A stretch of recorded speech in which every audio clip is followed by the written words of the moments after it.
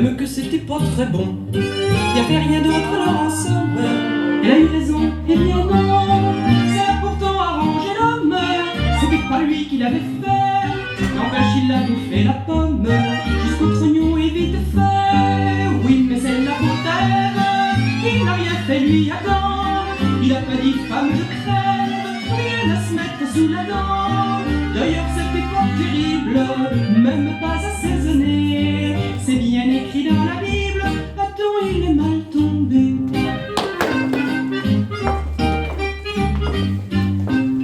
Après 50 yeux en colère, leur dit avec des hurlements, manque une pomme à l'inventaire, qu'il a volé, c'est toi Adam. Et le sa fanfaronne, il dit mais non papa c'est moi. Mais d'ailleurs elle était pas bonne, faudra laisser mûrir je crois. Alors c'est la faute à Ève, s'il les a chassés d'en haut. Et puis Adam a pris la crève, il avait rien sur le dos. Ève a dit attends je cueille des fleurs, c'était trop petit.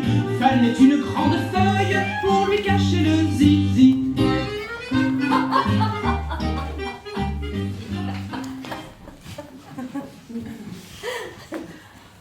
L'enfance décide, écrivait Jean-Paul Sartre dans les mots.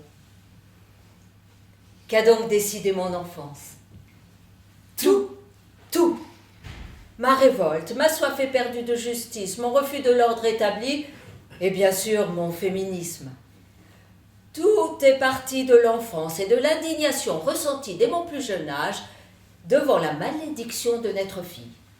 Comment appeler autrement ce coup du sort qui, en vous attribuant le mauvais genre, vous prive instantanément de liberté et vous assigne un destin? J'étais toute petite quand on m'a raconté l'histoire de ma naissance et le désespoir d'Édouard, mon père, à l'annonce que sa femme venait d'accoucher d'une fille. Catastrophe, une descendance féminine. Lui qui pourtant avait déjà un fils aîné. J'étais née du mauvais côté.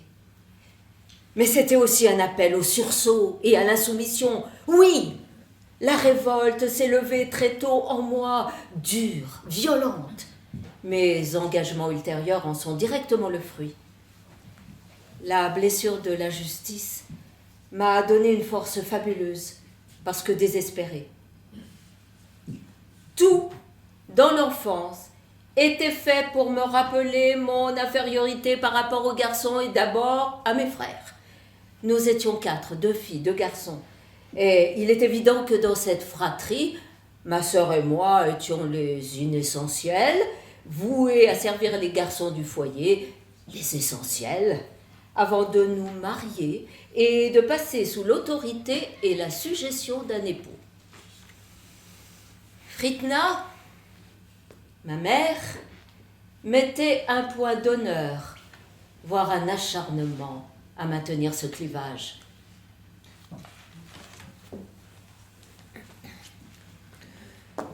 Ma grand-mère, ma mère et moi avons vécu comme ça, alors toi aussi. Elle avait été mariée à moins de 15 ans. Et j'ai été mère à 16 ans. C'était courant en Tunisie. Et elle tenait à reproduire ce qu'elle avait subi. Opprimée dès son plus jeune âge, niée dans son existence, tout naturellement, elle opprimait à son tour. Les filles de la maison, donc, devaient se mettre au service des hommes de la maison. Dès 7 ou 8 ans, on m'a obligée à lessiver le sol, faire la vaisselle, laver et ranger le linge de mes frères, les servir à table. Maman, c'est stupéfiant. Ah bon, pourquoi? Au nom de quoi? Pourquoi cette différence? Mais parce que tu es une fille et qu'ils sont des garçons. Plutôt mourir. Oh, mais Édouard, mais ta fille ne tombe pas rond, hein. Alors, j'ai choisi l'arme ultime, grève de la faim. Je ne servirai plus mes frères ni à table, ni dans la cuisine, ni dans la chambre, ni jamais. Parents affolés, ils ont cédé au bout de quelques jours. Ma première victoire féministe. Mais la justice était partout.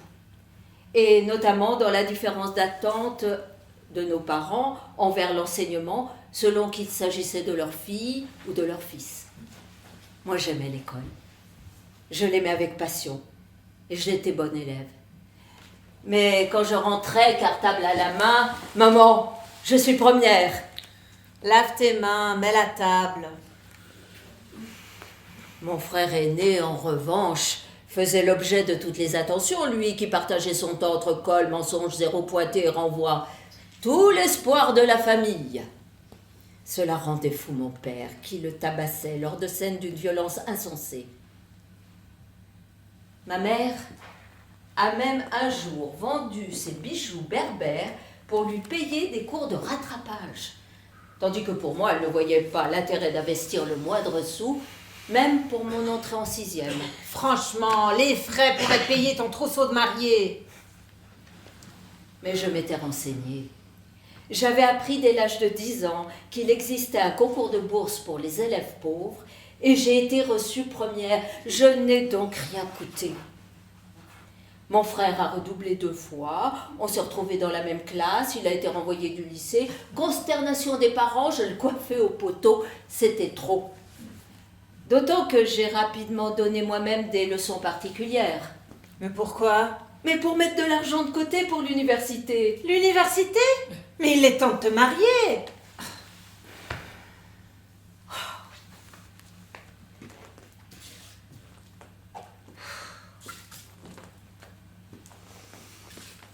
La puberté avait déjà bien perturbé ma vie de garçon manqué. Le jour où j'avais eu mes premières règles, ma mère... Maintenant, c'est fini. Mais quoi, qu'est-ce qui est fini? Tu ne peux plus du tout jouer avec les garçons. C'est sidérant. Moi qui jouais au foot avec eux, courais pieds nus dans les rues, nageais à perte de souffle avec une bande de copains, je devais tout arrêter. Mais pourquoi? Mais c'est comme ça. Mais pourquoi? Au nom de quoi? Pourquoi cette injustice? Maintenant, tu es une jeune fille, tu peux te marier. Elle n'a pas fait le lien entre les règles et la possibilité d'avoir des enfants. Elle n'a surtout pas évoqué le rapport sexuel. Il faudra que je lise plus tard et apprenne seule. Pour l'heure, j'étais abasourdie, puis consternée par les rites du silence, de la clandestinité, de la culpabilité qui accompagnaient désormais cette épreuve mensuelle. Les serviettes hygiéniques devaient être lavées et mises à tremper la nuit dans un pot de chambre que l'on cachait dans un coin du patio. Personne ne devait tomber dessus, c'eût été la pire des hontes. Il fallait une planque et des ruses de sioux pour les mettre discrètement à sécher. Mais de quoi les filles étaient-elles donc coupables? La question me minait. L'offensive pour me marier s'est donc vite renforcée. Ma mère avait en vue un riche marchand d'huile de 35 ans, j'en avais 16. Il a 3 voitures. Et sans dot en plus. Ahurissant. Payer pour prendre époux et devenir sa chose. Je veux pas me marier. Je veux étudier. Devenir avocate. Avocate, avec un E. C'est pas juste. Et mon père, tu n'as que ce mot à la bouche. C'était pourtant vrai. C'était pas juste. La vie n'était pas juste. Elle ne l'est toujours pas. Ma mère, séfarade, voulait nous imposer la pratique de sa religion. Elle était fille de rabbin et nous l'enseignait dans un mélange de Bible et de superstition. Cela a précipité, je crois, mon rejet définitif de toute théorie religieuse. Comment pouvais-je adopter un Dieu qui impose à ses fidèles de commencer leur journée par une prière diabolisant les femmes, les vouant même à l'inexistence? Béni soit l'Éternel qui ne m'a point fait femme. À vrai dire, mes rapports avec l'Éternel sentirent très vite le contentieux. Un jour, j'ai décidé de le tester, puisque ma mère nous rabâchait « Dieu décide de tout, y compris de tes notes et de ta réussite aux examens. » Il fallait donc s'attirer ses bonnes grâces en embrassant régulièrement la mezouza. Mezouza, étui qui se fixe au linteau des portes et sur lequel sont écrits les versets du Deutéronome. J'ai pris le risque de fâcher Dieu. Je me suis enfuie de la maison en passant la tête haute en dessous de la mezouza sans le moindre baiser. L'enjeu était immense. C'était le jour de la composition de français. Décrivez un Noël dont vous avez gardé un souvenir particulier.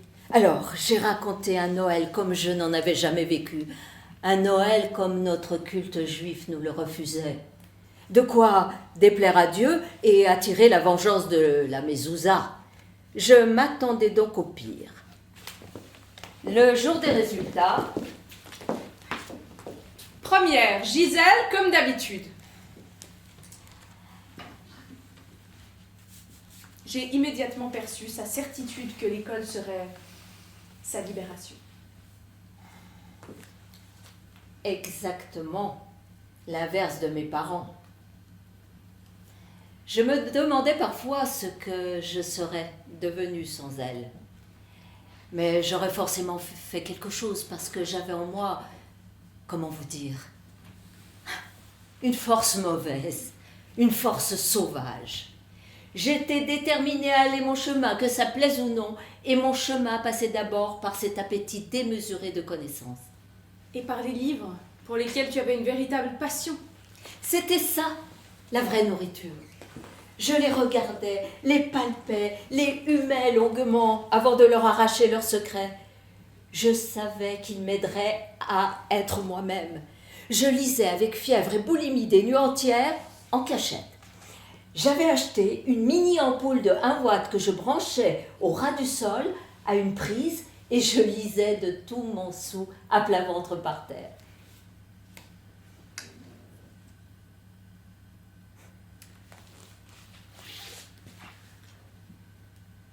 Ma révolte devant la justice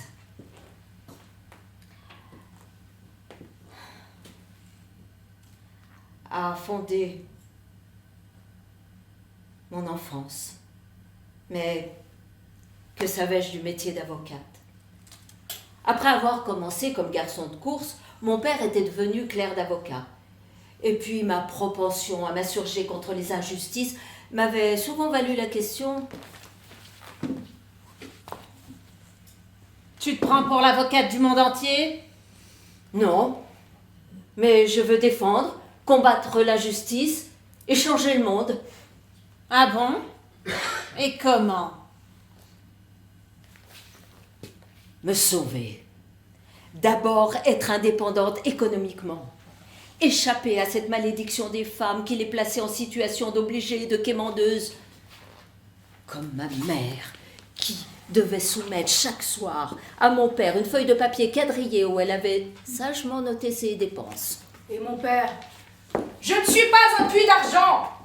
Je me tue au travail et vous ne vous en rendez même pas compte. Mais Édouard, c'était pour les enfants! Je détestais mon père à ce moment-là pour sa domination brutale et parce qu'il humiliait ma mère. Je ne serai jamais une quémandeuse.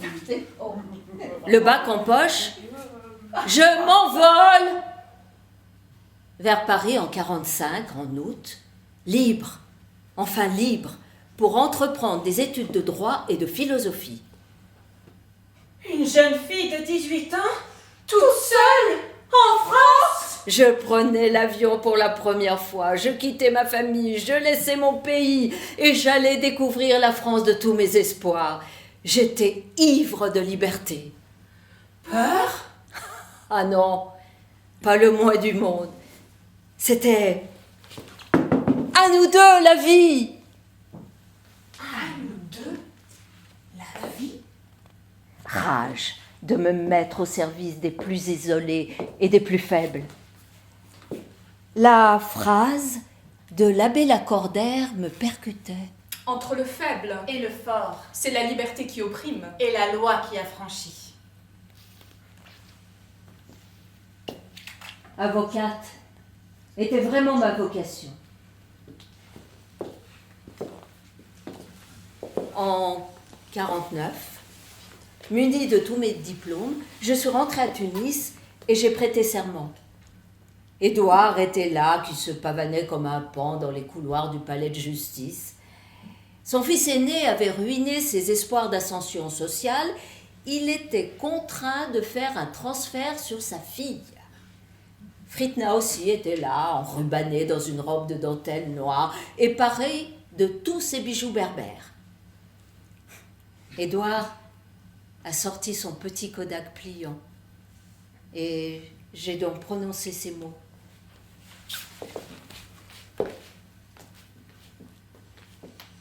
Je jure de ne rien dire ou publier, comme défenseur ou conseil, de contraire à la loi, au règlement, aux bonnes mœurs, à la sûreté de l'État et à la paix publique, et de ne jamais m'écarter du respect dû aux tribunaux et aux autorités publiques. Oh, quel texte! Je m'en suis ouverte au bâtonnier. Je veux défendre en toute liberté, sans autorité, sans crainte des autorités. Ce texte me ligote.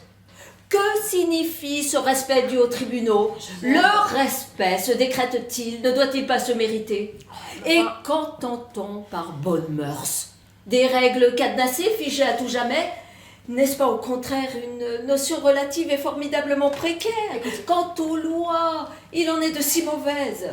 Gisèle, plus un mot, c'est je le jure ou rien.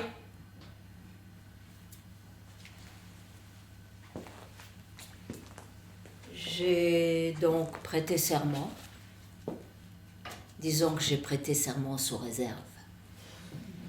J'étais heureuse et impatiente. Un être Dont un dessein ferme emplit l'âme. Selon le mot de Victor Hugo. et en mon fort intérieur, je décidai que mes mots se prononceraient toujours dans la plus absolue des libertés. Liberté, liberté, liberté, liberté, liberté, liberté, liberté, liberté.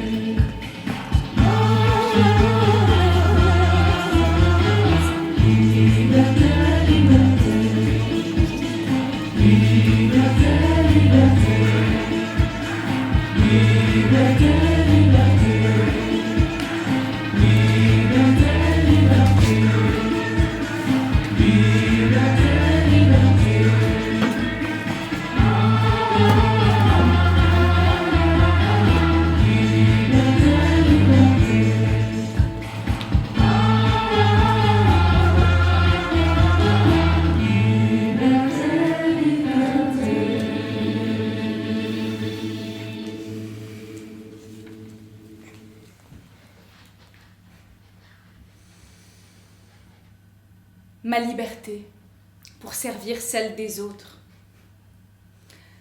Me voilà donc inscrite au barreau de Tunis, avocate stagiaire, puis rapidement établie à mon compte. Je me souviens du regard qui était porté sur moi lorsque je m'avançais à la barre. On me toisait de haut en bas. J'avais 22, 23, 24 ans. Le charme de la jeunesse. Et l'œil des magistrats devenait vague quand je commençais à plaider, leurs pensées aussi. Mais qu'est-ce que cette jeune femme peut bien faire ici, à parler de choses qui ne sont ni de son âge, ni de son sexe? L'interrogation était assourdissante. Et j'avais tellement conscience de cette déperdition d'attention que pendant des années, je me suis ingéniée à me vieillir, à m'enlaidir. Une coiffure vieillotte, Des vêtements discrets. surtout que mon sexe ne nuise pas à ma cause. Je faisais donc ce que je pouvais pour faire oublier que j'étais une femme. Pour qu'il m'écoute. Pour qu'ils me prennent au sérieux. C'est bien simple. Au début de chaque plaidoirie, je savais qu'il me fallait compter 10 minutes pour forcer l'attention des juges. 10 minutes de perdu, uniquement parce que j'étais une femme. J'enrageais. Mais je le savais. Je les aurais à l'usure. Il rendrait les armes devant ma compétence. Il fallait juste que je travaille. Que je travaille énormément, des nuits entières. Quand dans un procès, l'adversaire faisait état dans ses conclusions d'un ou deux arrêts de la Cour de cassation, j'en cherchais 10 contraires. Tout ce qui pouvait jeter un doute, rendre discutable le point de vue adverse, je le trouvais. Et en plaidant, je développais avec passion. Au fur et à mesure que je plaidais, je voyais l'attitude de mes juges se transformer. Ceux qui étaient étonnés de ma présence, Mais dans votre robe, vous avez l'air d'une communiante. ceux-là à présent m'écoutaient. Comme ils auraient écouté un homme. Ils découvraient qu'une femme pouvait être juriste. Pour eux, le droit scientifique, rigoureux, c'était pourtant une affaire d'homme. Une avocate, elle, pouvait tout au plus s'émouvoir ou séduire.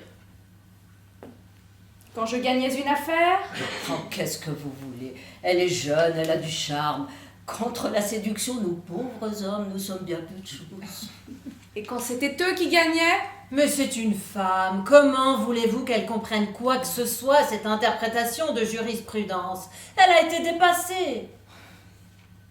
un jour, mon adversaire a été pris au dépourvu par mon argument. Je voudrais dire, devant cette jeunesse, devant ce charme. Non! Nous sommes tous des avocats, au même titre. Nous parlons du même droit et nous plaidons les mêmes dossiers. Par conséquent, nous avons donc les mêmes privilèges et les mêmes obligations. Mais pourtant, j'ai été galant. Les mots ne sont pas innocents. Ils traduisent une idéologie, une mentalité, un état d'esprit. Laisser passer un mot, C'est le tolérer.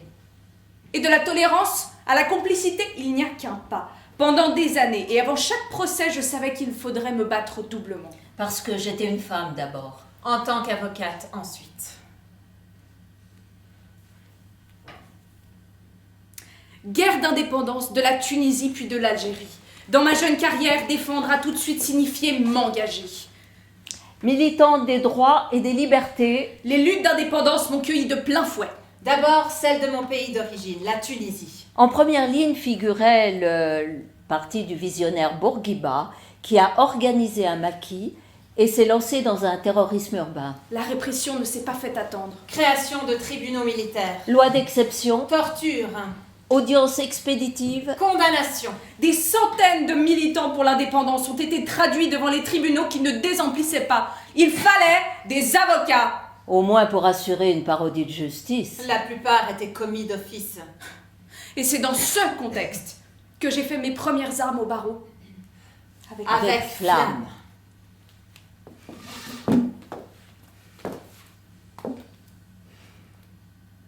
1953, procès de Moknine à Tunis, grand procès politique. 57 Tunisiens accusés d'avoir participé au massacre de gendarmes au cours d'une émeute consécutive à une grande manifestation pour l'indépendance. La justice coloniale voulait frapper un grand coup et faire un exemple. Condamnation de toutes sortes, Travaux forcés. réclusion à perpétuité, Et 3 peines de mort. Dont une pour un de mes clients. Je suis donc allée à Paris en janvier 54, plaider à l'Élysée mon premier recours en grâce. C'était la première fois qu'un recours en grâce d'un condamné à mort politique était plaidé par une femme. terriblement impressionnant. Quelle angoisse. Je me disais que j'étais la dernière chance, la dernière voix, les derniers mots d'un homme vivant, son ultime bataille. Et tout reposait sur mes épaules. Je me concentrais donc sur mon plaidoyer quand l'épouse d'un autre avocat m'a prévenue. Tu ne peux pas y aller sans chapeau. Comment ça? J'ai jamais porté de chapeau de ma vie. C'est l'étiquette présidentielle. Sans chapeau, tu ne seras pas reçu à l'Élysée. La vie d'un homme était en jeu et l'on m'obligeait à me déguiser pour obtenir sa grâce. Ah non! Cette mascarade allait m'empêcher de parler librement. À l'instant même où l'huissier a ouvert la porte du bureau présidentiel, tenez, mettez ça au vestiaire, le président Coty venait tout juste d'accéder à la présidence de la République. Comment allez-vous? Bien, monsieur le président.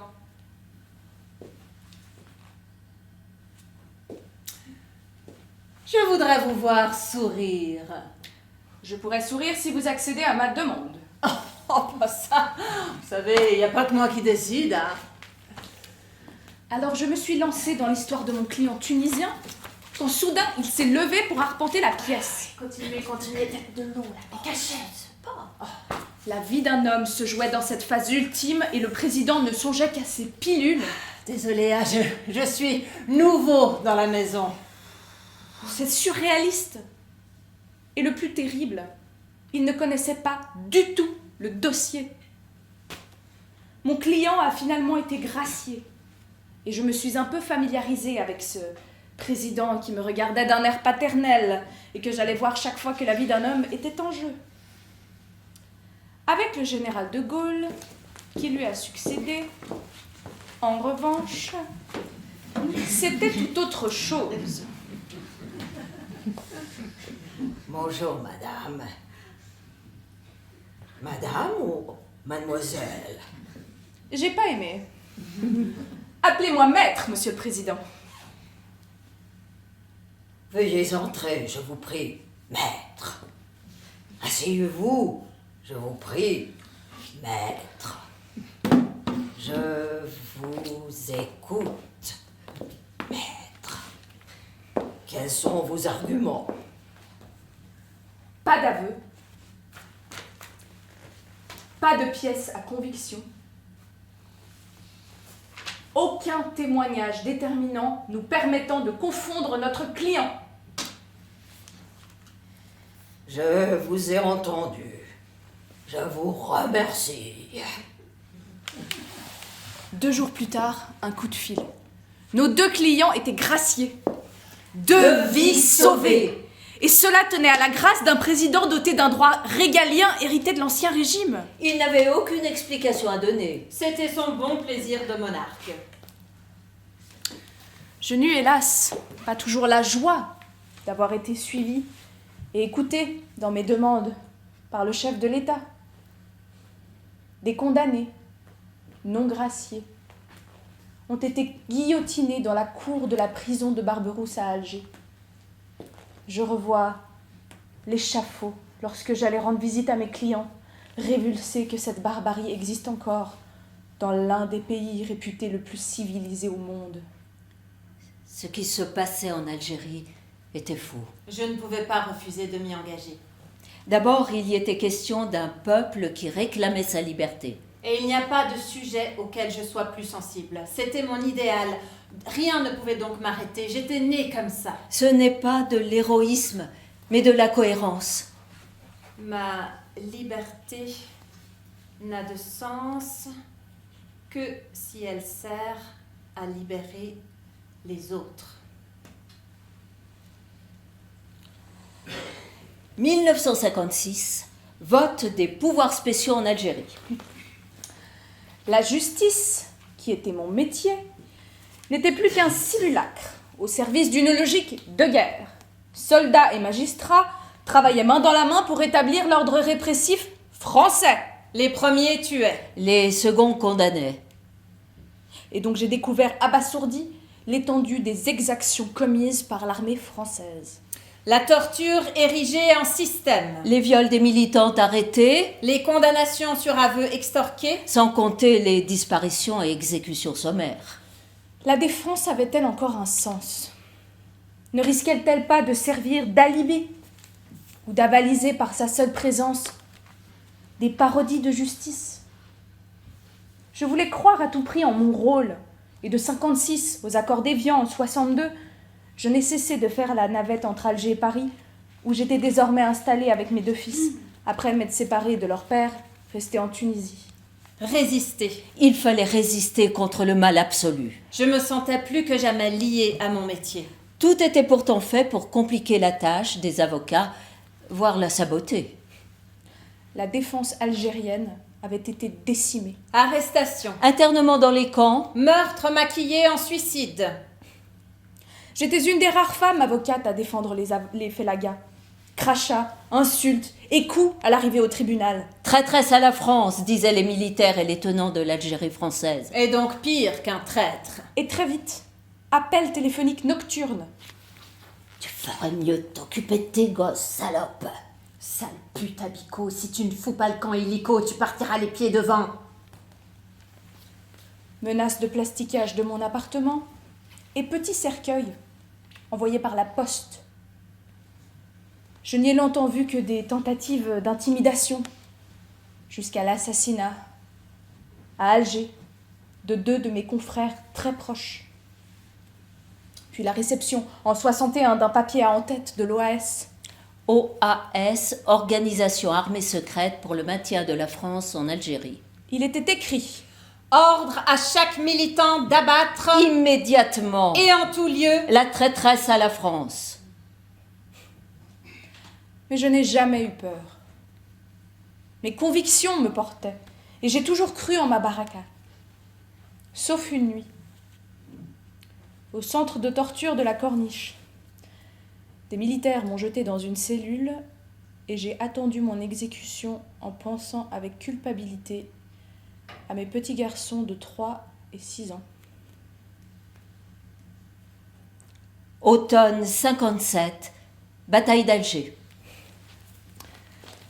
J'avais attendu en vain un de mes clients à la prison de Barberousse. Il avait été enlevé par les militaires pour de nouvelles séances de torture. Cela m'était inconcevable. Je l'avais rencontré la veille et j'avais noté sa démarche difficile, son visage tuméfié, son bras hors d'usage. Maître, je suis abîmée. Enfin, vous êtes là. Nous allons préparer avec soin l'audience de jugement. Alors apprendre que les paras l'avaient à nouveau enlevé, sa cagoule sur la tête, pour de nouvelles séances de torture au lendemain de notre entrevue m'a mise en rage. Je devais à tout prix l'arracher à ses bourreaux. Je repère donc la villa de Massu, gardée par les paras. Massu général, chantre de la torture, grand ordonnateur des exactions et du retour de la barbarie en Algérie. Sans rendez-vous, je me présente. Il me reçoit contre toute attente. Visage osseux, fine moustache. Il écoute mon flot de protestations et mes menaces de porter plainte pour enlèvement et séquestration. Vous trouvez acceptable que des enfants soient déchiquetés dans des autobus par les bombes du FLN, vous, une mère de famille, vous acceptez ça? Pour faire cesser ces attentats qui tuent des innocents, il faut du renseignement. Et croyez-moi, la torture, c'est efficace.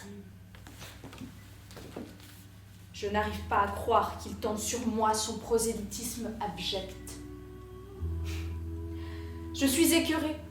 Je veux même pas rentrer dans cette discussion.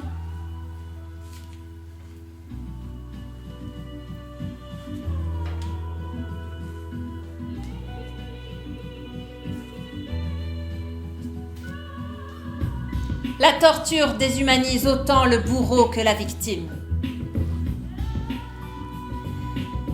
Et nous n'avons pas parlé des viols. Sujet tabou. كفاية علي الحياة أمشي براحتي خط المشاة حلوة الخطاوي وساعة ملل هبقى الكلبش بوضع انتباه قلت التنفس ضروري ومهم بس الظهور قلت ممنوع إن أشم ما اسمعش نفسك ده نوع من الإغراء لحسن هتلاقي ناس تتلم امشي زي الألف بس بهمزة طايرة وعينيكي تكون في الأرض في وجود نظرة حيرة غطي عينيكي أحسن بتحزية بتستحملي وما تعيطيش خلي المراكب سايرة قولت ضحك فوق والفقر من الشيطان والابتسام عند اللزوم تكون محرم عشان العفة والصدفة من ضمن صفاتك تكون هتكوني هادية ولا هتفضلي الجنان عيشتوني فرح هاتوني مسميات خليتوني أنا الأداة تنفيذ العادات الواحد كان اسمه بنت والحقيقة سكات هتعيشي هادية ولا هتموتي زي اللي مات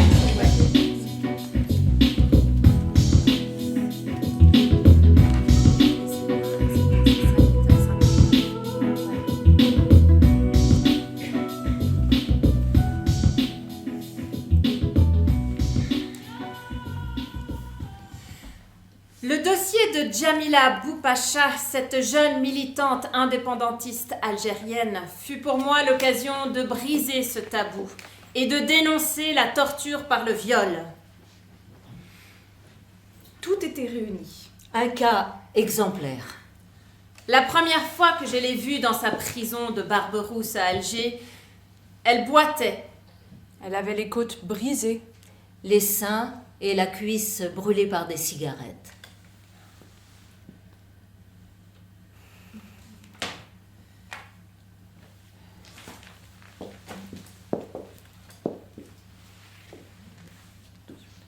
Elle avait été atrocement torturée pendant 33 jours. On l'avait violée en utilisant une bouteille, lui faisant perdre ainsi une virginité à laquelle cette musulmane de 22 ans tenait plus qu'à sa vie.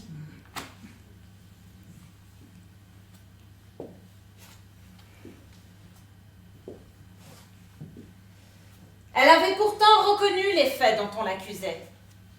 Agent de liaison du FLN, elle avait déposé un obus piégé dans un café à Alger le 27 septembre 59, engin qui avait été désamorcé à temps et n'avait donc provoqué ni victime ni dégâts. Alors pourquoi s'était-on acharné sur elle? Massu voulait qu'elle parle, qu'elle livre des militants et qu'elle dénonce ses frères. Elle ne l'avait pas fait. Il fallait donc urgemment aider cette jeune fille qui risquait la peine de mort. Il fallait dénoncer les sévices qu'elle avait subis et porter plainte en torture pour que ses bourreaux soient punis. Il fallait en faire le symbole aux yeux du monde entier des ignominies commises par la France. Tout a été fait à Alger pour empêcher une défense normale de Djamila et étouffer l'affaire. Mais je me suis battue. J'ai écrit à De Gaulle. Malraux. Michelet, afin qu'on ne dise pas. Paris ne savait pas, c'était à Alger. Surtout, j'ai raconté en détail à Simone de Beauvoir. Elle a tout de suite cherché l'outil pour déclencher des réactions et alerter l'opinion. Ce fut un article implacable qu'elle écrivit en une du Monde le 2 juin 60. Pour Djamila Boupacha. L'affaire était lancée. Le gouvernement fit saisir le journal à Alger, mais des lettres nous parvinrent du monde entier. Et d'anciens résistants, horrifiés, écrivirent que les méthodes de l'armée française leur rappelaient la Gestapo. L'article du Monde nous a valu une petite chicane. Simone de Beauvoir décrivait avec beaucoup de précision les tortures endurées par Djamila, y compris le pire, le viol par l'introduction dans son vagin du goulot d'une bouteille. Mais à ce mot, le rédacteur en chef Robert Gauthier s'était cabré. Oh, on ne peut pas écrire le mot vagin dans le Monde, c'est pas possible. Simone, furieuse, a menacé de retirer son texte. J'ai négocié et proposé de remplacer vagin par ventre. Enfin Gisèle, c'est ridicule, comment voulez-vous qu'on enfonce une bouteille dans un ventre? Mais tout le monde a compris. Et l'article fit l'effet d'une bombe. Les personnalités les plus diverses sont adhérées au comité pour Djamila Boupacha. Aimé Césaire, Jean-Paul Sartre, Germaine Tillion, René Julliard, Aragon, Geneviève de Gaulle manifestation à Washington. et à Tokyo. Djamila a finalement été amnistiée, avec la signature des accords d'Évian qui ont mis fin à la guerre d'Algérie en 62. La guerre d'Algérie terminée, j'aurai maintes fois l'occasion de dénoncer le viol en défendant des femmes de toutes sortes qui en étaient victimes. Un de mes grands procès est resté dans toutes les mémoires. Le procès d'Aix-en-Provence, en 78. Le procès du viol. 2 jeunes touristes belges avaient été sauvagement agressés une nuit d'août 74, alors qu'elles campaient dans une calanque près de Marseille. 3 hommes s'étaient introduits dans leur tente, les avaient brutalisés et violés pendant près de 5 heures, puis les ont laissés en sang. À garde. Traumatisé. Histoire terrible et exemplaire. Tout était réuni pour entreprendre un grand procès symbolique. Un procès explication. Plutôt qu'un procès expiation. Un procès réflexion. Subversion. Remise en cause des tabous. Remise en cause d'une culture globale. Qui admet le viol. Ou plutôt s'y résigne. Nature des hommes. Malédiction d'être femme. Certes, le président de la cour d'assises avait fait une mise en garde. Ici, c'est le procès des accusés, pas du viol. Eh bien, tant pis. Je voulais le procès du viol, je plaide coupable. Mais oui, changer les mœurs, Refondre la société. Faire reconnaître le droit des femmes à disposer de leur corps. Changer le rapport de force entre les sexes. Alors oui, j'ai voulu un procès débat. Un procès tribune. Un procès spectacle, m'a-t-on reproché. Écrire un nouvel épisode Écrire de la longue un nouvel lutte épisode des femmes. Écrire un nouvel Écrire épisode un nouvel épisode Écrire un nouvel de la épisode longue lutte des des femmes. femmes. L'affaire judiciaire avait fort mal commencé, car les deux jeunes filles, Anne Tonglet et Araceli Castellano, avaient été entendues par une juge d'instruction monstrueuse, les traitant quasiment en coupables et renvoyant l'affaire devant le tribunal correctionnel sous la qualification de coups et blessures. Oui, coups et blessures. De simples délits. Or, le viol est un crime qui relève de la cour d'assises.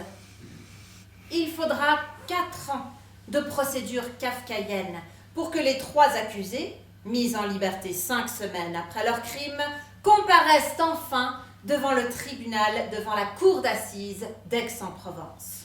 Climat de haine et de violence. Anne et Araceli, agressées, insultées. Salope, putain, Gwyn, enculé. J'ai moi-même été frappée et reçu des menaces. Si tu les fais condamner, on aura ta peau.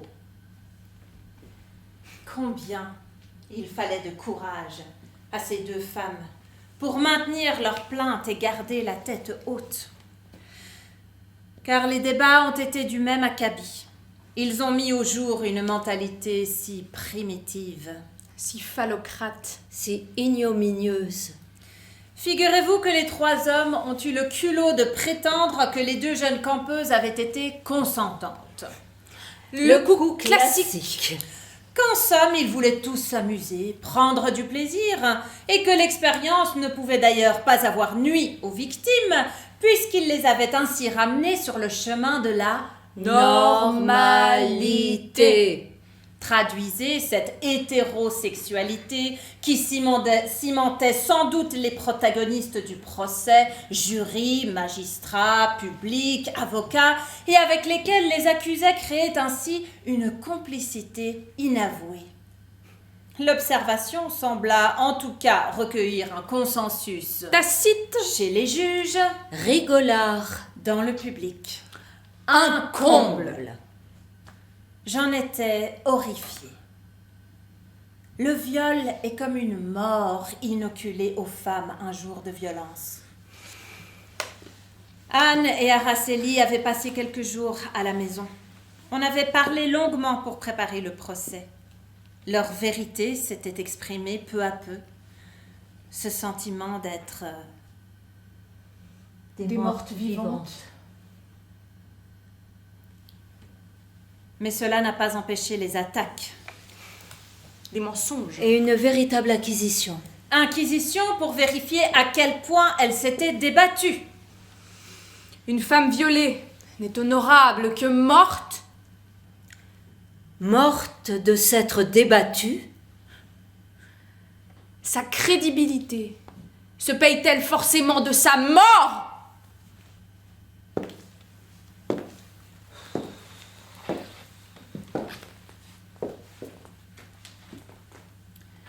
J'ai connu de tels cas.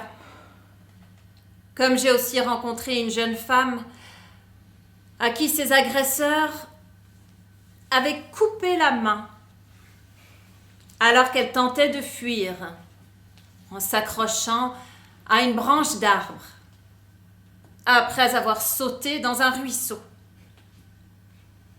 Quoi de plus normal que de s'approprier le corps des femmes? N'a-t-il pas toujours été un butin, en temps de guerre, de paix, en vacances, au travail? La culture, l'éducation, la religion n'ont-elles pas sécrété comme une normalité la domination de l'homme sur la femme? Et le viol n'est-il pas pour beaucoup une drague un peu poussée? C'est ce que pensait le policier de garde au palais de justice d'Aix-en-Provence lorsqu'il a lancé à la cantonade. Hé, Mathéo, tu fais l'amour? Tu se retrouve aux assises. Ah, tu te rends compte?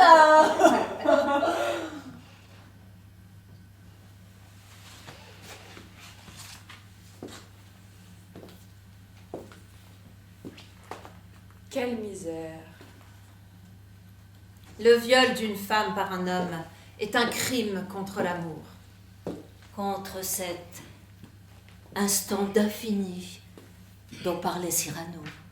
Mais pire encore, accompli dans un rapport de force physique, il exprime à la fois le mépris et la négation de l'identité de l'autre. C'est pourquoi je dis qu'il ressemble furieusement à un acte de fascisme ordinaire. Nous avons continué la bataille contre une justice fondamentalement misogyne. Une bataille féministe. Au nom de toutes les femmes. Les humilier et les offenser. Une bataille pour nous toutes. Moi comprise, car quand je plaidais, je sentais de toutes mes forces que je plaidais aussi pour moi. Il existe une cause des femmes. Les 3 accusés ont été lourdement condamnés. Mon association s'est attelée à élaborer un nouveau texte de loi, la loi du 23 décembre 80, qui remaniera la définition du viol et inclura désormais toutes les agressions sexuelles.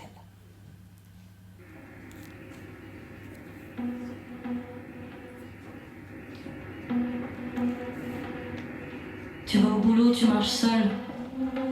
À la hauteur du H&M, y a un type qui gueule. Salut bonne meuf, t'es vraiment très charmante. Tu sais, je te mange pour le 4 heures. T'es si appétissant, je te ferai pas la bise, mais si tu veux, on peut baiser. Moi, les petites meufs comme toi, j'en ferai qu'une bouchée. Ben pourquoi tu marches plus vite? Je t'ai pas agressé, je t'ai même fait des compliments. Tu pourrais au moins t'arrêter. Comment ça, t'as pas le temps? Mais t'es pas célibataire, tu sais. Moi, je suis pas jaloux, viens dans mon lit, ça va te plaire aussi. Faut arrêter de te plaindre. Là, tu l'as bien cherché. T'as une vie tellement courte, même pas besoin de la soulever. Les filles comme ça, c'est dangereux. Pire que le mal incarné. Et c'est moi que l'on accuse de me comporter en chimpanzé. Souffle, serre les dents, comme d'hab. Tu te tais, souffle, sois prudente. Marche sur le trottoir d'à côté, t'es une pouffe. C'est devenu courant de l'entendre 3 fois par journée. T'as un hume, peut devenir violent si tu donnes pas la voix à ta fille.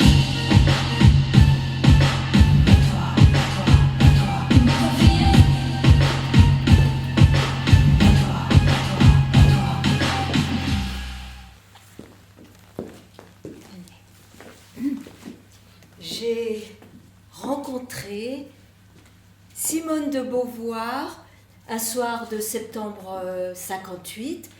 J'étais terriblement impressionnée. J'avais lu Le deuxième sexe à 23 ans.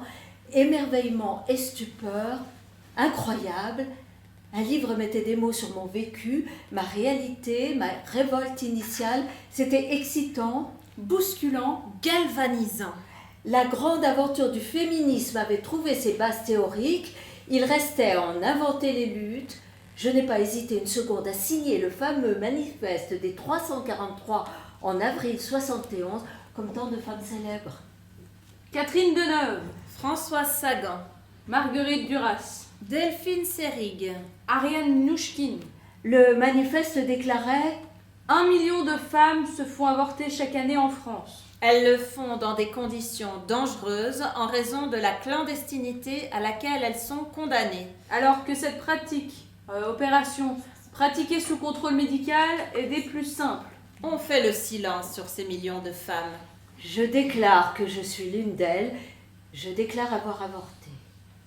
De même que nous réclamons le libre accès aux moyens anticonceptionnels. Nous réclamons l'avortement libre. Mais une fois les grandes signatures récoltées, les anonymes, comme elles se désignèrent elles-mêmes, subirent tracas policiers et ennuis professionnels. Contrat de travail non reconduit. Chantage, opprobre. Elles m'ont appelé à la rescousse. Tes Beauvoir et Deneuve ne risquent rien, mais nous, on va écoper pour tout le monde. Tu nous as fait signer, mais tu n'as rien prévu en cas de pépin. Il fallait que je les aide, que je fasse quelque chose. Je me sentais responsable. Et c'est ainsi qu'est né Choisir. Choisir. Une association destinée à défendre gratuitement toute personne poursuivie pour avortement et au-delà de ça exiger la suppression de la loi répressive de 1920 en même temps que l'accès à l'éducation sexuelle et à la contraception. Le non choisir s'est imposé dès les premières réunions.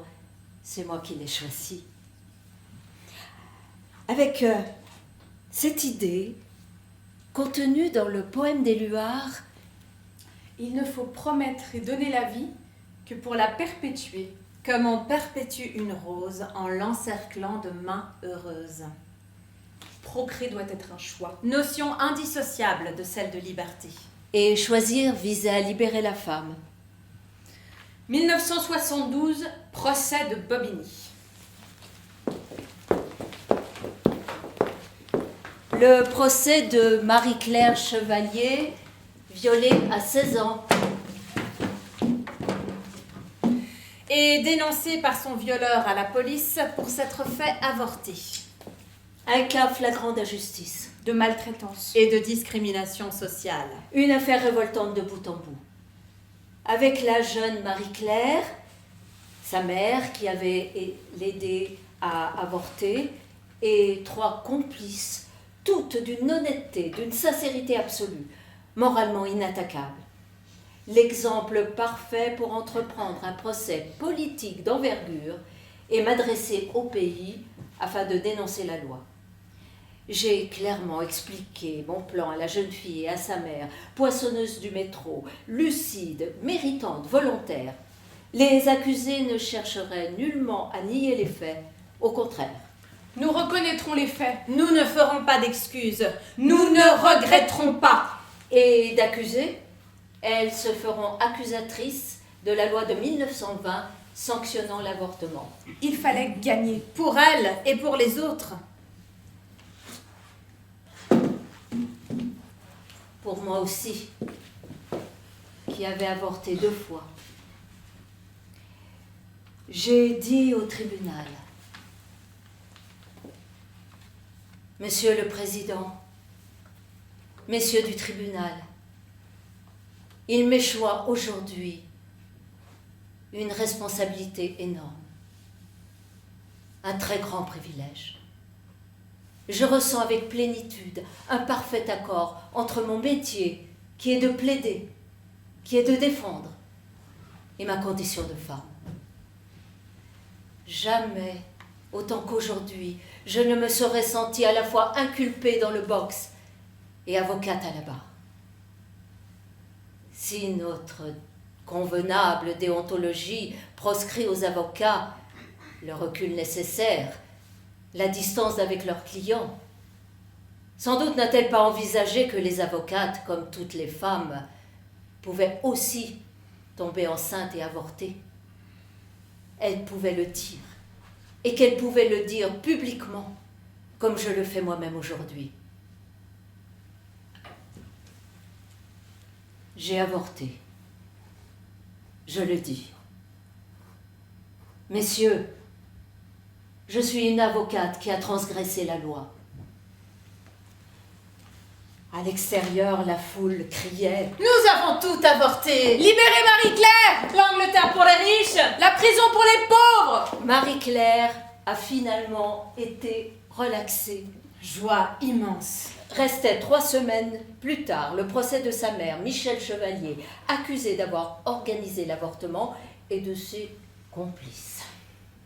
Mais il y eut des moments insensés, des répliques grotesques, comme cet échange entre le président du tribunal et Madame Chevalier, considérée comme l'avorteuse. Madame Chevalier,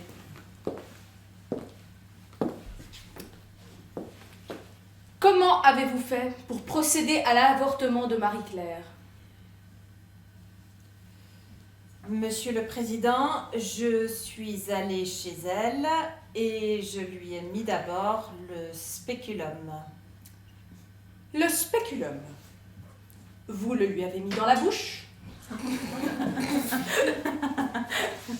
Affligeant. Et moi? Regardez-vous, messieurs, et regardez-nous. 4 femmes comparaissent devant 4 hommes. Pour parler de quoi? de leur utérus, de leurs avortements, de leur maternité, de leur exigence d'être physiquement libres. Est-ce que la justice ne commence pas là? Mais tout est injuste dans cette histoire, à commencer par la vulnérabilité économique des femmes poursuivies. En 20 ans de bar, je n'ai jamais vu devant un tribunal la femme d'un PDG, la femme d'un haut magistrat ou celle d'un ministre. Pas même la maîtresse d'un de ces messieurs. Mais pourtant elles sont comme nous. Elles tombent enceintes et elles avortent. Seulement, elles avortent dans les meilleures conditions. Elles prennent discrètement l'avion pour la Suisse ou pour l'Angleterre. Nous avons bien affaire ici à une justice de classe. Et nous avons gagné! Le jugement a consacré l'éclatement de la loi de 1920. Et la médiatisation énorme du procès a rompu le tabou lié à l'avortement. Fini le pacte du silence. Alors choisir. La cause des femmes a pris la décision Illégale. de publier la sténotypie intégrale du procès. Une première dans l'histoire de la justice. Gallimard a sorti l'ouvrage en moins d'un mois dans une édition populaire qui mettait son prix à portée de tous. En quelques semaines, plus de 30 000 exemplaires vendus. Les adhésions à choisir la cause des femmes ont explosé. D'août à novembre 72, nous sommes passés de 300 à 2000 adhésions. Il a fallu créer des comités en province, voyager, répondre à 1000 demandes de colloques, de débats. À Paris, nous nous réunissions le dimanche dans mon cabinet et c'était flamboyant. Il y a quelque chose de jubilatoire à se retrouver entre femmes et à pouvoir sentir que l'on parle en toute liberté. 1974, l'élection présidentielle approchait.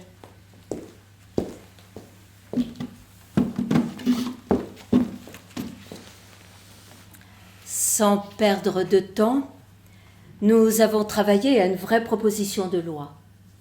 Quand Giscard d'Estaing est arrivé au pouvoir avec sa promesse de libéraliser l'avortement, rien n'était acquis. Sa majorité ne voulait pas de cette loi. Il allait jouer malin. Et le choix de Simone Veil fut une idée géniale, elle a été formidable. J'ai toujours pensé que Giscard d'Estaing était le plus féministe de nos présidents. En tout cas plus que Mitterrand, qui ne pensait aux femmes que pour des calculs purement électoralistes. Nous avons donc tout de suite décidé d'aider Simone Veil. On a organisé de nombreuses séances de travail. On s'est échangé des textes. Je militais bien sûr pour le remboursement de l'avortement.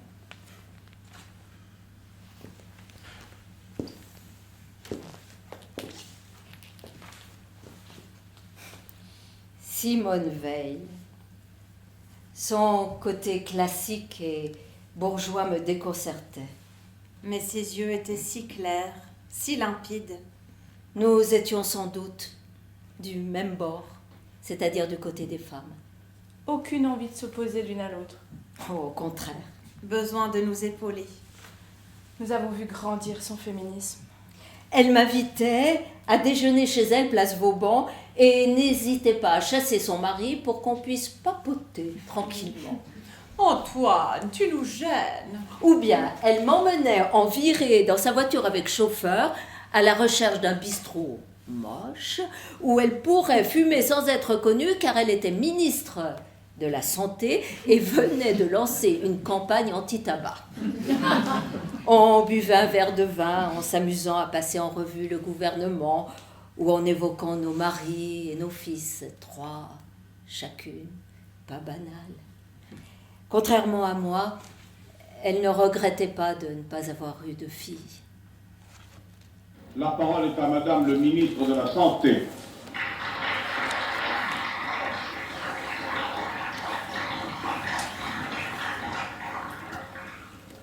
Monsieur le Président, Mesdames, Messieurs les députés, si j'interviens aujourd'hui à cette tribune, ministre de la Santé, femme et non parlementaire, pour proposer aux élus de la nation une profonde modification de la législation sur l'avortement, croyez bien que c'est avec un profond sentiment d'humilité devant la difficulté du problème, comme devant l'ampleur et résonance qu'il suscite au plus intime de chacun des Françaises et des Français, et en pleine conscience de la gravité des responsabilités que nous allons assumer ensemble. Mais c'est aussi avec la plus grande conviction que je défendrai un projet longuement réfléchi et délibéré par l'ensemble du gouvernement, un projet qui, selon les termes mêmes du président de la République, a pour objet de mettre fin à une situation de désordre et d'injustice et d'apporter une solution mesurée et humaine à un des problèmes les plus difficiles de notre temps.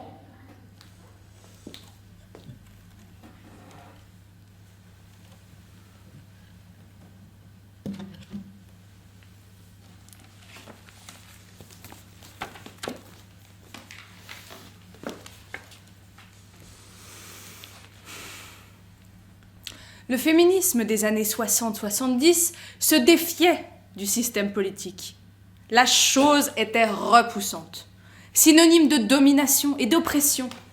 Mais moi, je brûlais d'avancer. Pas question cependant que j'adhère à un parti. Mon indépendance, ma farouche liberté étaient sacrées. Et puis voilà qu'un jour, une proche de Mitterrand m'informe. Gisèle, Mitterrand souhaite que tu te présentes aux législatives de 67. J'étais de gauche. Je devais entrer dans l'arène. Je me suis donc lancée dans la bataille à Paris, totalement novice, mais assistée d'un directeur de campagne extraordinaire. Claude Faux, mon mari. Claude, indéfectible. Et délicieux compagnon de combat. Ce fut grisant, bouillonnant d'enthousiasme et d'idées. Un galeux d'essai et une défaite au soir du 5 mars 67, mais ça m'a galvanisée. 10 ans plus tard, 78, élection législative.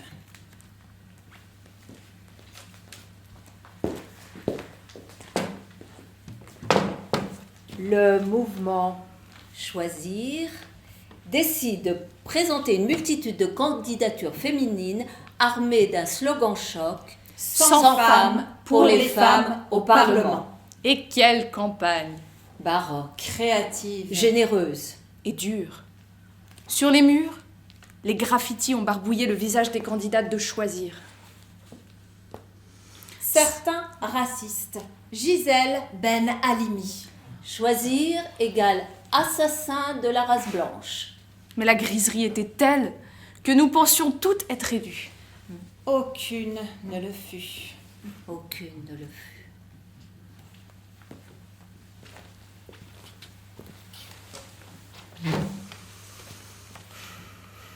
Trois ans plus tard, juin 81, Mitterrand président.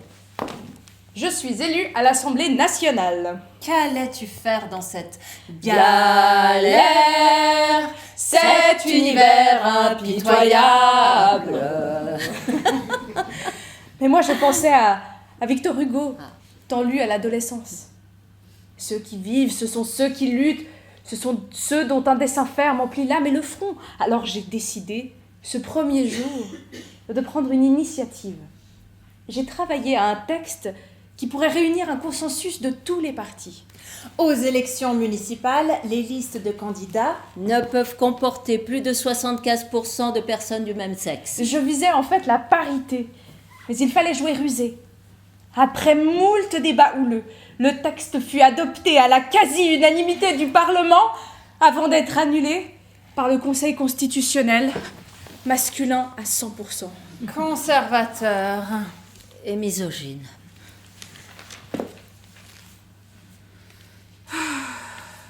Exit le quota.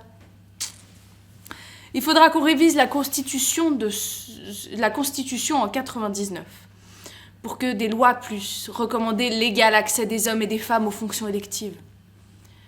Et moi, je ne pouvais m'empêcher de me rappeler la phrase de Rousseau. La dignité d'une femme est de rester inconnue. Car elle doit se borner au gouvernement domestique.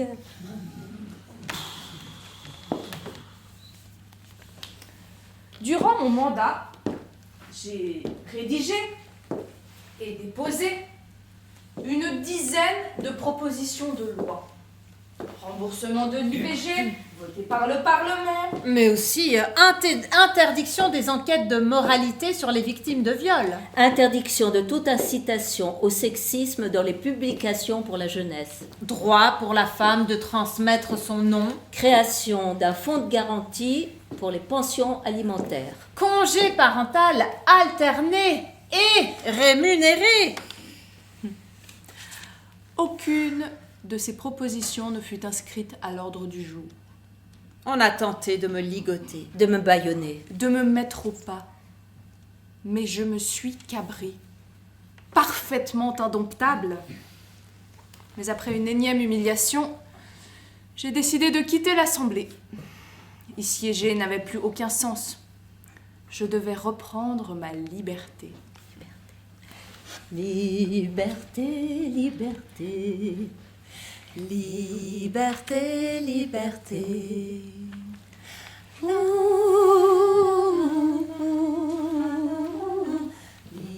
Liberté, liberté. J'étais donc heureuse de retrouver ce métier d'avocate et en parallèle de travailler à mon projet politique, la clause de l'européenne la plus favorisée. Toutes les Européennes doivent bénéficier de ce qui se fait de mieux, de plus progressiste, de plus féministe en matière de législation les concernant. La meilleure loi en vigueur dans un des pays de la communauté doit s'appliquer à tous les autres. C'était ça l'union idéale. Hélas, il a fallu délaisser ce projet pour d'autres combats plus urgents. Ce n'est qu'en 2005, après le séisme du non au traité constitutionnel européen, que Choisir a décidé de reprendre l'initiative. L'idée, Très simple. visiter dans les 27 pays membres les lois concernant spécifiquement les femmes, Dans leur choix privé, dans leur travail leur participation au pouvoir politique, et les différentes formes de violence qu'elles pouvaient subir. et ensuite retenir dans tel pays ou tel autre. La loi la plus en progrès par rapport au reste de l'Europe. Un pur bonheur féministe. L'intelligence du système danois en matière d'éducation sexuelle. Le choix de l'Estonie en matière d'autorité parentale. Et celui de la Suède sur la prostitution. Alors après 3 années de labeur, Et 3 étés festifs. Nous avons publié un livre en 2008, la clause, De l'européenne. la plus favorisée. une utopie. Moi je crois en la volonté politique. Aujourd'hui en Europe, Toutes les femmes n'ont pas accès à l'avortement, au péril de leur santé et de leur vie. peut-on l'accepter? Une femme sur 3 est victime de violences physiques ou sexuelles. Peut-on le tolérer? Les travailleurs pauvres, surtout des travailleuses, sont abandonnés à la misère. Doit-on l'admettre comme une fatalité? Non. Au contraire, Revendiquer le meilleur. Pour toutes. une chose est sûre, L'Europe ne se fera pas sans les femmes. Mais de l'avenir des femmes peut naître celui de l'Europe. Qu'est-ce que tu regardes? T'as jamais vu une femme qui se bat? Suis-moi dans la ville blafarde et je te montrerai comme je mens, comme je bois. Regarde sous mon sang la grenade, sous mon sang la, regarde sous mon sang la grenade. Regarde sous mon sang la grenade, sous mon sang la, regarde sous mon sang la.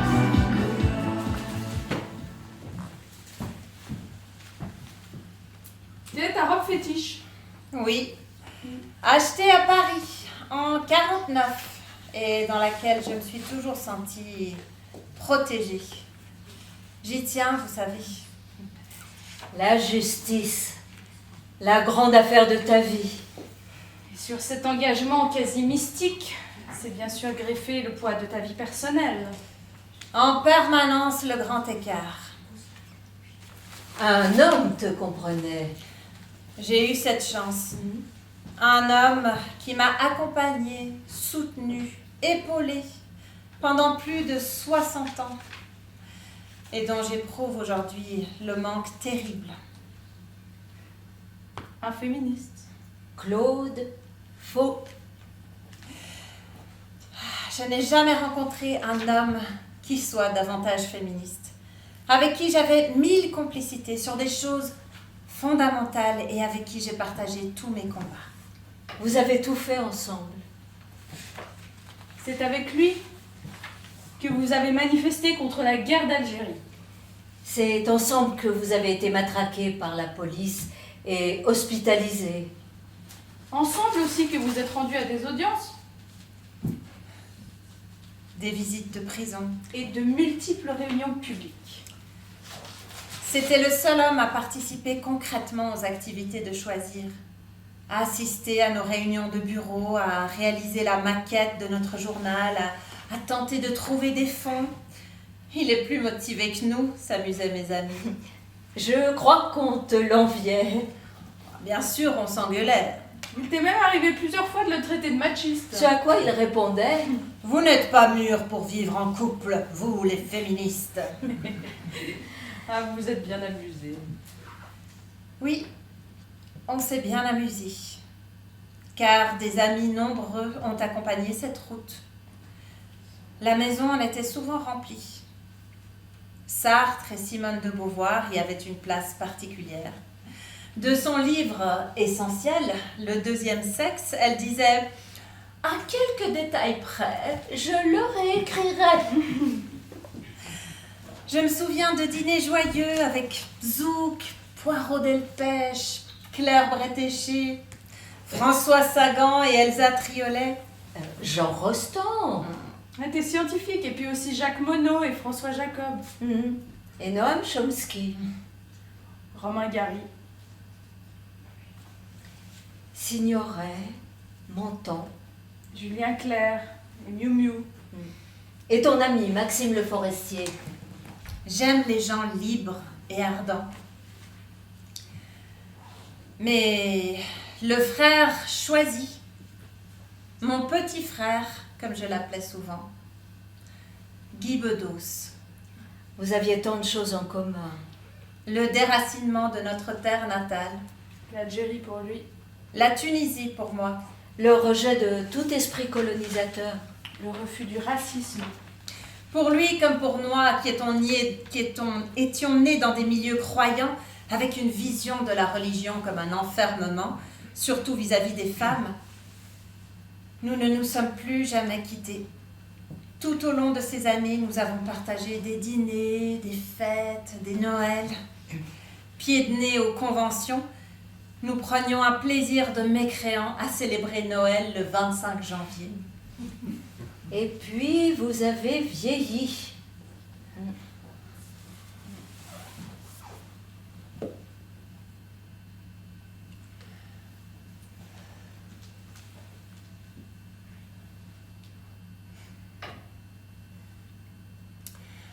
Certains parlent d'affinité élective.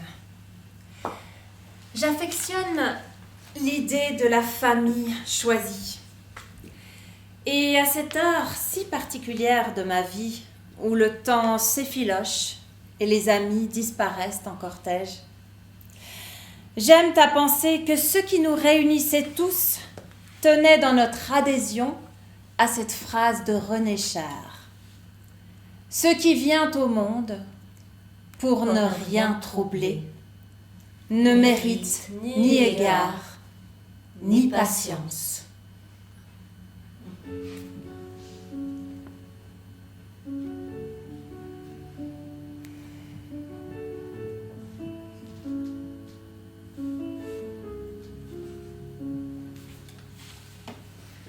Aujourd'hui, où en sommes-nous? Qu'attendons-nous des femmes? Des colères se sont exprimées, des révoltes ont éclaté ça et là. Et pourtant, cela reste une malédiction de naître fille dans la plupart des pays du monde. Alors, Alors pourquoi la cause des femmes ne mobilise-t-elle pas davantage? Trop d'entre elles consentent à leur oppression. Et l'histoire se répète. Sans le consentement de l'opprimé, Cette oppression ne pourrait durer. Qu'attendent les femmes pour se lever et crier assez. assez? Alors oui, on a envie de dire plusieurs choses aux jeunes femmes qui nous écoutent. D'abord, soyez indépendantes économiquement. Soyez libres d'exister, de choisir. De fuir en cas de violence. Ensuite, soyez égoïstes. Pensez à vous, à ce qui vous plaît. Envoyez balader les conventions et le qu'en dira-t-on. Vous êtes importantes, devenez Prioritaire. À cela, j'ajoute, la maternité n'est ni un devoir, ni l'unique accomplissement d'une femme. Pourquoi faire un enfant? Sauver le monde, se reproduire. laisser une trace. Réfléchissez mûrement et décidez en liberté. Enfin, n'ayez pas peur de vous dire féministe. C'est un mot magnifique, non? C'est un combat valeureux. Un combat qui n'a jamais versé de sang. Un combat où la libération des femmes signifie aussi celle des hommes. Oui, celle des hommes. Nous, on s'est bien battus. Loi sur la contraception, L'avortement, le divorce reconnaissance du harcèlement sexuel comme un délit, et du viol comme un crime. mesures en faveur de la parité et de l'égalité. Oui, on a bien déblayé le terrain. Mais il nous faut une relève qui prendra le flambeau. Le combat est une dynamique. Si on arrête, on dégringole. Si on arrête, on est foutu. Organisons-nous, mobilisons-nous, soyons solidaires, et pas seulement en écrivant MeToo sur les réseaux sociaux. Oui, c'est sympathique. Mais ça ne change pas le monde. Or, c'est le défi que nous devons relever. Soyons dans la conquête de nouveaux droits. Et sans attendre qu'on vous les concède. Créons des réseaux d'entraide Les hommes en bénéficient depuis des lustres. et misons sur la sororité. Ensemble, les femmes possèdent une force à soulever des montagnes. Et convertir les hommes à ce mouvement profond. Le plus fascinant de toute l'histoire de l'humanité.